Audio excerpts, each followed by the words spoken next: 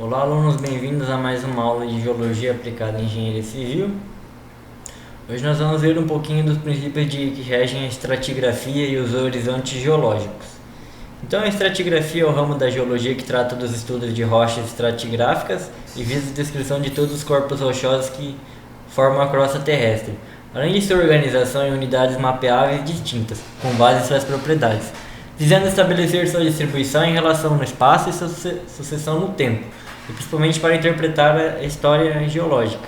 Então, trocando em miúdos, a estratigrafia é o ramo da geologia que estuda como os horizontes geológicos interferiram na formação, por exemplo, de maciços, de rochas. Então, quando vocês olham, por exemplo, nessa foto aqui, o que vocês veem? Vocês veem uma cadeia de montanhas, certo? E vocês veem o quê? Que cada uma dessas tem uma corzinha diferente. O que isso aqui significa? Isso aqui significa que essa rocha aqui, ela, para você chegar nessa formação de montanha, aqui desse tipo de cume, né? Você passou por uma série de etapas que foram designadas por intemperismos, né? Chuva, vento, ação às vezes até mesmo antrópica, e foi desgastando um maciço que você tinha, que era digamos um platô, né? Um planalto, e você foi formando essas rochas aqui. Ou uma outra formação seria o vento vir trazendo uma série de elementos de uma outra rocha e vir compondo essa cadeia de montanha aqui específica. Então, cada pedaço aqui, digamos, separando em cada corzinha aqui que você tem, cada estrato, né, que estrato seria basicamente a camada, ela vai formar um horizonte, e esse horizonte vai ter uma formação de solo barra rocha diferente. Então, a estratigrafia, ela basicamente são camadas de rocha que formam a crosta terrestre. Elas marcam os períodos geológicos, tem um arranjo interno, tem uma distribuição geográfica, a composição litológica, né, em relação à formação do material que ela tem. Tem um conteúdo fossilífero, que geralmente são fósseis que você pode encontrar dentro dessa rocha, né, de animais ou de plantas que existiram num período geológico. Cada uma vai ter uma propriedade geoquímica e geofísica, afinal nós podemos ter materiais diferentes aqui, como argila, areia, arenito, basalto, enfim, uma série de outros materiais que podem formar essas rochas. Então aqui nós temos os estratos, né, que são essas corzinhas diferentes aqui que marcam períodos geológicos diferentes. A demarcação de uma rocha até outra pode ser variável, né? Então vocês podem ver aqui que você pode ter diferentes alturas de camadas de rocha. Espessura de rocha é variável também. Se não existirem falhas, camadas mais inferior será a mais antiga. Falha no sentido que você pode ter às vezes uma abertura dentro de uma rocha que você, por exemplo, aberta uma rocha aqui, um buraco, e aqui dentro desse buraco você vai ter uma formação geológica diferente. Então, princípio da sobreposição de estratos. Então aqui a gente tem os estratos. Então, do estrato CBA, a camada, no caso C, é a mais antiga que B, e B é mais antiga que A. Então a C é mais antiga que todas as outras, que seria a camada inicial de sobreposição das camadas de rochas. Aqui nós temos o tempo geológico, né? Então nós temos, quanto mais acima a rocha tiver, mais jovem ela é. Então aqui, camada mais antiga, essa aqui seria, elas estão aqui mais marrom, né? E aqui vai tendo um tom mais amarelado, mais claro, em que você tem a formação diferente de rocha. Então aqui nós temos o tipo de rocha que nós temos aqui. Uma rocha derivada, por exemplo, de período de areia, né? Que nós temos e aqui nós temos uma outra formação, e aqui mais uma. Aqui as desconformidades que são geradas devido aos agentes intemperizantes. No caso, essa intemperização acontece por gravidade, né? Você pode ter um arrasto aqui, uma cunha de ruptura nesse solo. Você pode ter a água agindo aqui diretamente na face, né? Então, a água, se não tiver uma abertura, a água dificilmente vai causar uma modificação aqui no interior do maciço. Porém, aqui na área mais de fora, na área mais de face, com certeza ela vai gerar uma desconformidade, algum problema. E aqui tem o período, conforme eu falei, as camadas de rocha marcam o período que você tem geológico. E esse uniformitarismo, que é a chave do passado, né? Através de estudar as rochas vai dar, na verdade, o que aconteceu no passado, né? Os tipos de de materiais, então com base nos horizontes pode-se determinar o período geológico que você tem naquela rocha. Então o princípio da continuidade lateral, que uma camada tem a mesma idade em todos os seus pontos, o que implica que o limite inferior e superior de uma camada apresentam superfícies isócronas, ou seja, com a mesma idade. Em regiões de climas úmidos ou muito urbanizados, esse princípio tem dificuldade de aplicação. Tem a ver basicamente com, às vezes, você pegar uma face aqui, ó. Perdão, eu acabei saindo aqui.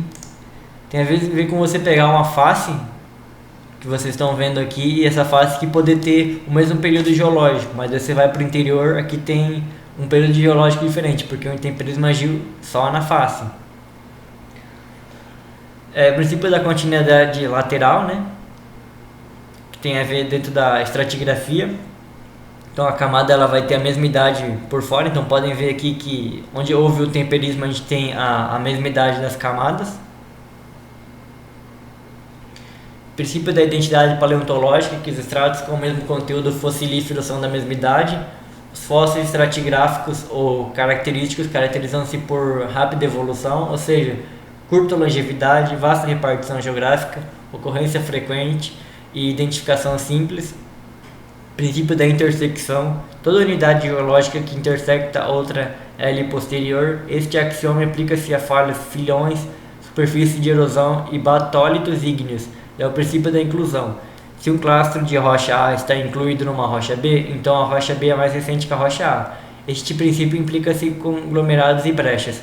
Se esse que ele está falando aqui, clastro, seria quando você encontra duas rochas, né? Então você tem, sempre vai ter o encontro de uma rocha mais antiga com uma rocha mais recente, e você vai ter a formação desse clastro. Princípio da litostratigrafia, que baseia-se na litologia sem tomar necessariamente em conta o tempo de deposição ou formação, que é característico com composição mineralógica, granulometria e mesma cor.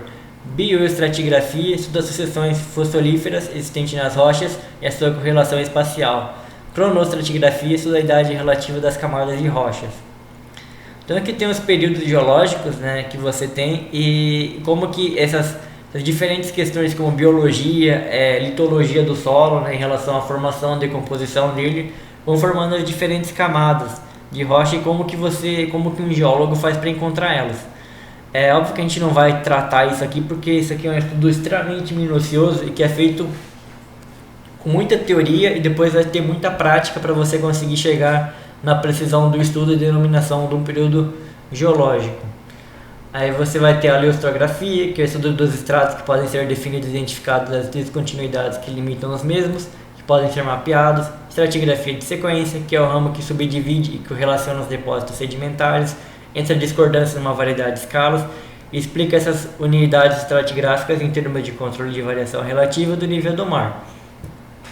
Magnoestratigrafia, que visa a determinar a polaridade do campo magnético da Terra no momento da deposição do estrato. Então, aqui ele trata em como que o campo magnético interfere na formação da rocha, né? Nós temos rochas, então, dentro desse princípio de Corrier aqui, que ele vai tratar basicamente que as rochas vão ter uma inclinação, vai ter uma formação, dependendo do grau de magnetização que você tem entre elas, né?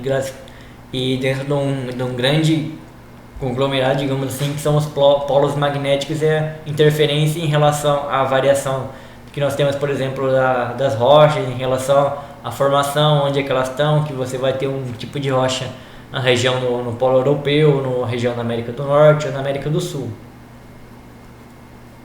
Então as camadas de rocha pela variação da polaridade delas, aqui nós temos a variação da biolitologia, da bioestrografia e da magnestrografia dentro das questões que você vai ter da formação bioquímica do solo em relação à formação desse solo, litologia em relação ao grau de magnetismo que você vai ter presente nas rochas.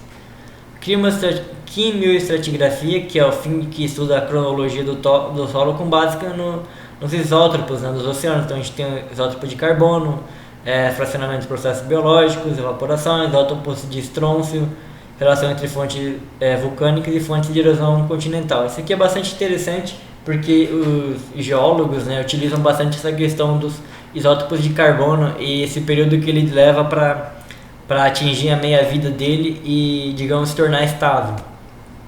Então, com base nessa grau de estabilidade que você tem no elemento químico, né, principalmente o carbono, que é o mais famoso de todos, você consegue mesurar esse período de tempo aqui com base em umas tabelas, né, no período geológico que você está ocorrendo em relação ao carbono, por exemplo. Então aqui nós temos esse princípio aqui em relação às plantas, né? Então o isótopo de carbono, a composição dele em relação que é extraída em plantas, em algas e organismos autotróficos, comparado com a carbonatação sedimentar e as reservas do ambiente que você tem em relação ao CO2.